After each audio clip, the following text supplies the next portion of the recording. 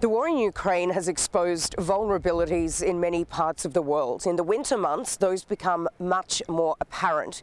Ukraine's power cuts are more painful in the cold. Europe's energy costs become clearer in the cold. The onset of winter makes every challenge even more intensely felt. Falling snow is preferable to falling missiles, but together they wreak havoc, with Russia systematically targeting Ukraine's energy infrastructure, provisions are patchy. At times, the country's only had half of its usual thermal power generating capacity. In late December, around 9 million people around the country were disconnected from electricity. Rolling blackouts leave Ukrainians without power for hours, sometimes days at a time. Трохи виснажує. Я розумію, що наші комунальники, ті, хто працює з електроенергією, роблять все можливе. Ось нам лише потрібно перетерпіти, але доволі виснажує, втомлює ось весь час те, що і на вулиці весь час така темна погода, навіть день погано видно, тому так, давить дуже. Коли вмикають світло, ми включаємо акумулятор. Під'єднуємо туди стрічку електродіодну і займаюся з дітьми уроками, бо по-іншому немає нічого. У мене в будинку все електропостачання, ні води, ні тепла, нічого немає, тому просто сидимо, якось виживаємо. Across Ukraine, authorities have opened so-called invincibility centres. They offer a warm space, a hot drink and a chance to charge devices. Some are makeshift tents set up in car parks. Others are simply repurposed shopping centres. But in a city of 3.5 million people, not everyone can be accommodated. And with much of the country's energy infrastructure severely damaged, Ukrainians are relying on petrol or diesel generators like this to get them through winter. Closer to the front line, the challenges are even greater. In the Zaporizhzhia region, power outages are common, but help is more scarce. So residents have to stick together. Ставимо чайник, відкриваємо телефон і пишемо сусідам: усі у погріб. Як світла нема. Гріємося, варимо чай, воно стіл там, чашки і все. Так воно все происходить. Authorities are working around the clock to repair damaged infrastructure. Energy facilities are priority number one when it comes to rebuilding. In the winter phase of this war, emergency could strike at any moment. Residents are being urged to stock up on supplies. Moscow says it's attacking resources used by the military. Kiev says Russia is using winter as a weapon, while Ukrainians are using it to demonstrate their resilience. As the one-year anniversary of Russia's full-scale invasion of Ukraine approaches, civilians continue to bear the brunt of a near-daily barrage of bombs and missiles. The aerial bombardment is placing severe pressure on the country's critical infrastructure, with heating, electricity and water supplies all facing disruption just as winter really starts to hit. That's leading to a rise in humanitarian support from across Europe, with Ukraine's neighbours working desperately to get the life-saving aid in. It's a day of finishing touches and final inspections at this former airport hangar. It will soon be used to help those fleeing the horror of the war in Ukraine. This emergency accommodation has been built by the city of Berlin. It is simple in its design, but speed and scaling up is the priority here. The German capital wants to be ready for an expected wave of winter refugees. This facility has a capacity for up to 1,600 people. We hope that the war in Ukraine will stop, but we cannot see it, yeah? And so we have to prepare for giving people their need and an accommodation for a very hard situation, right? So what we are doing is to handle the situation, and we have a big target here in Berlin that we don't use sports hall for the refugees. More than 1 million Ukrainian citizens have fled to Germany since Russia invaded almost 1 year ago. In response, much of the country has mobilised. Not only have state-funded facilities like this former airport been repurposed to provide shelter, but charities and community groups have also done much of the heavy lifting. Even individual-led campaigns are making a difference. Sergei Shunleny spent years working in Ukraine with NGOs. Seeing the vast needs of the country he once called home, he used the pre-Christmas period to raise almost $14,000 through an online campaign that relied on small donations. Lights, flashlight. His goal? To purchase rechargeable power units to transport to Ukraine. He hopes they can be used by civilians to cook a hot meal or keep the lights on, even as Russian bombing causes blackouts in the depths of winter. I have a lot of friends in Ukraine. I have my former colleagues, I have a lot of friends. I know Ukraine good, I lived there and worked for 6 years. We meet just 24 hours before Sergei is due to set off to personally deliver the devices, with an 18-hour solo train journey from Berlin to Kyiv ahead. I ask how he feels swapping the safety of the German capital for a conflict zone. I would not say I'm not anxious. I will go through the cities which I visited before the full-scale invasion. I think it will be a hard feeling because I remember them in their blooming time before the war, and now I will see these areas destroyed. The biggest device will go to children's shelter in Izum. Senior officials here say that Europe has not faced a humanitarian crisis like this since the Second World War. It is testing both social services and EU solidarity, but political leaders insist that support will remain firmly in place for as long as it is needed. We check back in with Sergei in the days following our interview. Already the devices are being delivered, bringing backup power to families to use when the bombs hit. It's good to speak to you. How has it all gone? The delivery was a very moving moment. Like when you live in a city where you have a constant energy supply, you cannot imagine how much happiness these simple devices could bring to the people. As the bitterly cold winter hits Ukraine's war-battered cities and towns, aid continues to flow in from across Europe to help the country survive the sub-zero temperatures. And whether it's big government-backed initiatives or smaller grassroots campaigns, Ukraine's friends and allies in the region say there remains a strong resolve to ensure that even in the darkness, light will continue to shine.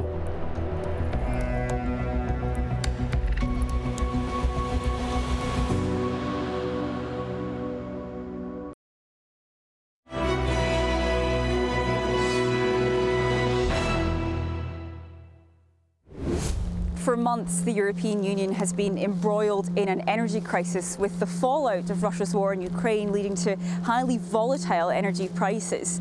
Europe's winter is well underway, and with the uncertainty around gas and electricity supplies, there's been an increased demand for firewood as an alternative fuel source. But that's leading some to fear for the future of Europe's forests. Cold winter rain won't stop Philippe Noireau from carrying out this centuries-old tradition. Here in Belgium's Saint-Hubert forest, a small section of woodland is reserved for local villagers who can gather and buy logs at cut-price rates to fill up on firewood for family homes.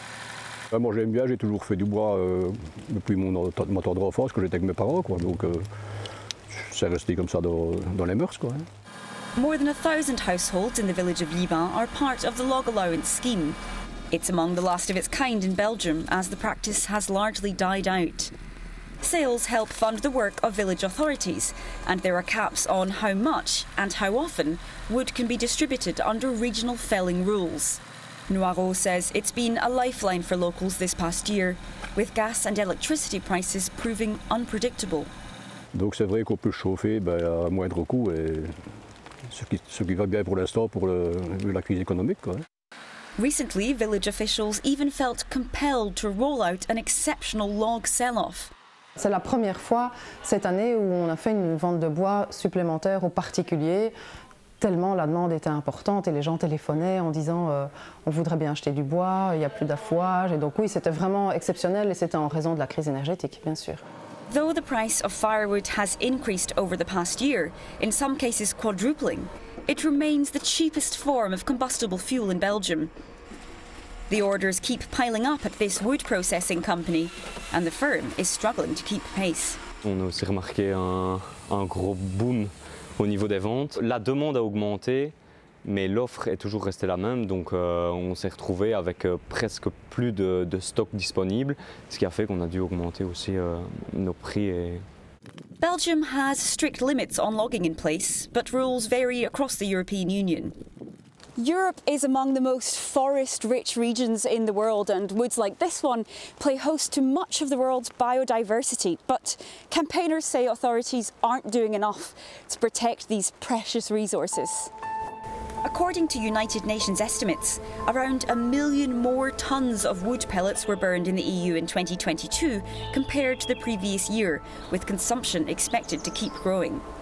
Hungary moved to loosen forest protection rules to offer easier access to firewood, and German authorities warned consumers of scammers setting up fake online wood shops to exploit increased demand. Because more trees can be planted, firewood is technically classed as a renewable energy and qualifies for EU subsidies.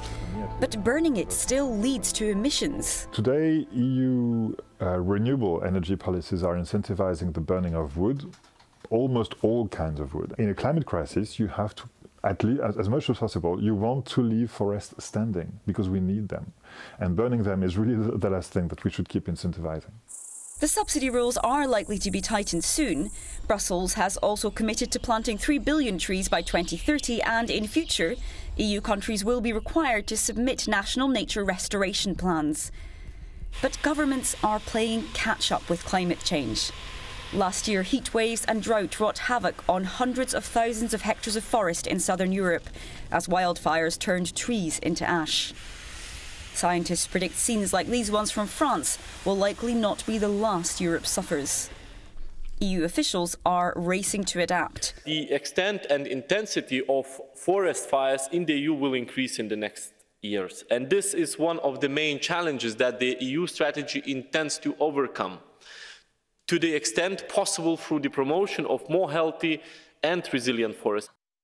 Back in Liban, Philippe Noirot is busy building a much safer and controlled fire in his wood-burning stove. The age-old practice of sharing wood among villagers may phase out in future as fewer homes feature firewood facilities and as pollution laws tighten. For now, Noirot plans to pass his retirement days filling up village wood stores. La chaleur du bois, ça n'a rien à voir avec le mazout ou le gaz. C'est une chaleur spéciale, c'est incroyable, quoi. Et puis quand on va brûler la flamme dans le poêle, c'est comme vous dites, c'est cosy, quoi. The freshly cut wood will take months to dry out, months which may prove pivotal for Europe. Energy prices dropped in early 2023, but experts say the crisis isn't over yet, meaning this continent still has storms to weather.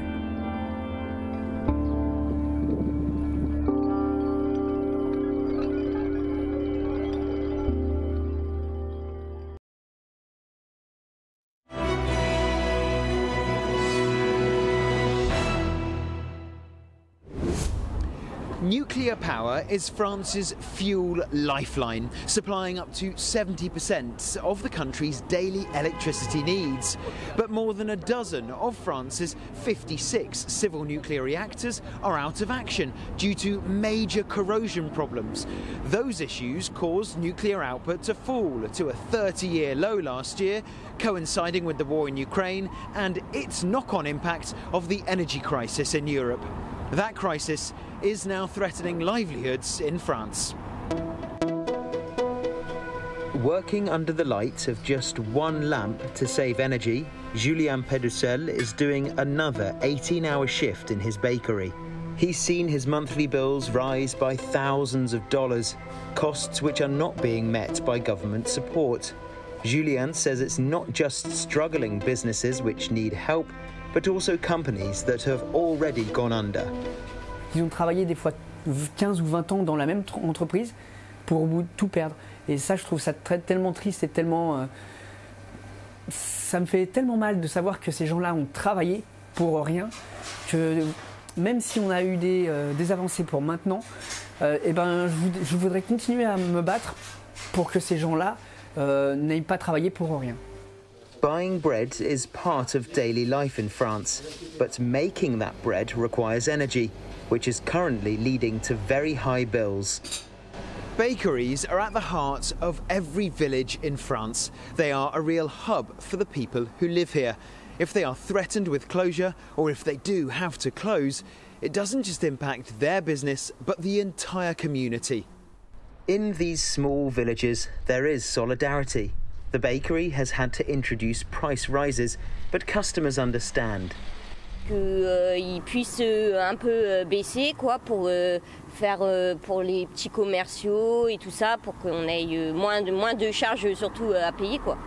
On en a tout retiré, donc maintenant on achète à l'étranger, ça nous coûte plus cher, et puis bah, voilà. Maintenant on va revenir tout en marche arrière. Il va falloir qu'ils roulent maintenant les trucs nucléaires. Parce que là on va plus y arriver, hein. Tous les commerçants vont tous mourir. Hein. Mais bon, on sait qu'on va arriver. Hein. There's been real turmoil in France's energy sector in the last year. EDF, the company which runs the nuclear power plants, faced an unprecedented number of outages in 2022 due to stress corrosion causing cracks in some pipes. The government hopes that by nationalising EDF, it will be able to build new generation reactors. Ministers say taking EDF public would also allow greater state control of energy supplies and alleviate the debt burden on the company. The nuclear plants are reopening slowly, with further repairs due to start this month. EDF aims to have dealt with all the cracks by the end of this year. A grand industrial adventure is how this EDF video from the 1970s describes France's national nuclear power programme. The country is normally Europe's biggest exporter of electricity, but it's actually been importing supplies from neighbours to get through this winter.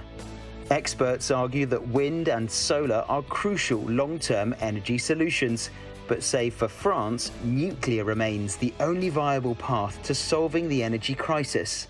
Si on n'a pas de nucléaire, on n'a pas beaucoup d'autres alternatives au final. Alors on pourrait parler après des énergies renouvelables, certes, mais actuellement leur capacité de production n'est pas suffisante pour pouvoir combler justement le manque par rapport au nucléaire. Julien doesn't mind if his power comes from a nuclear plant or a wind turbine. Either way, the price pressures are putting the bakery at risk. He says that if the energy situation continues to deteriorate, the only way to save his business will be to close it. The global energy crisis has pushed the US to reconsider its ties with oil producers like Venezuela and Saudi Arabia to mitigate dependence on Russia's energy. In Venezuela, that shift comes after 3 years of oil sanctions, first imposed in 2019 by the Trump administration to oust President Nicolás Maduro for undermining democracy and holding rigged elections. But Russia's invasion of Ukraine has since changed political priorities. Venezuela, with the largest proven oil reserves in the world, has now become a potential strategic partner for the US. President Joe Biden eased the Trump-era sanctions late last year in exchange for democratic reforms, paving the way for a potential reopening of US and European markets to oil exports from Venezuela. La realidad de Venezuela pasó a tener una especial atención, yo creo que derivado primero de tener del lado occidental un proveedor relativamente confiable y seguro que pudiera también apoyar a Europa. 2 decades ago, Venezuela produced over 3 million barrels per day and exported 1.8 million of them every day to the US. But its oil industry collapsed because of corruption, mismanagement, and a fall in oil prices. It contracted by about 2/3 in the last decade, sending the country into a historic economic decline. An olive branch from the US could mean revenue for Venezuela and oil for other parts of the world that desperately need it. In November, the U.S. said it would allow Chevron, the last American company to operate in Venezuela, to start pumping oil here again, but in a limited capacity. Es que esta licencia lo que te dice es, mira, te lo voy a renovar cada mes. Va a ser renovada cada mes por un plazo de 6 meses máximo. Que esto es lo que te da la sensación de que es una prueba, no es un permiso a largo plazo, no más. The industry is currently producing less than 700,000 barrels per day. Sanctions relief could eventually push output to over 1 million barrels per day. But experts say the sector needs significant investment after years of mismanagement and corruption, and it will likely take more than a year to hit that goal. No podemos esperar un gran incremento de producción porque vas a retomar los que ya tenías. Al principio se espera de que se extraigan 100, 150 mil barriles diarios, pero el máximo a que puede llegar son 250 mil barriles diarios. Incremental increases will be part of a long-term bet. Chevron is taking part in 5 onshore and offshore production projects in Venezuela and owns stakes in 4 joint ventures along with the state oil company PDVSA. And Chevron's oil tankers have already started arriving in Venezuela. But the lifting of sanctions is not universally popular. Some members of the Venezuelan opposition and activists, as well as some American lawmakers, claim Washington is turning a blind eye to human rights abuses in the country. Not surprisingly, President Maduro has welcomed the changes on oil sanctions and it's calling for an end to all of them. Las licencias dadas por el gobierno de Estados Unidos, las que se conocen y las que no se conocen, van en el camino correcto, aunque no son suficientes. The Biden administration says any future decision to lift more sanctions will depend on further political agreements, such as the release of political prisoners, as well as free and fair Venezuelan elections in 2024. It will take time to determine the actual impact Venezuela's revitalized oil industry may have in the future. One thing is certain for now: a new key player has re-entered the world's energy market.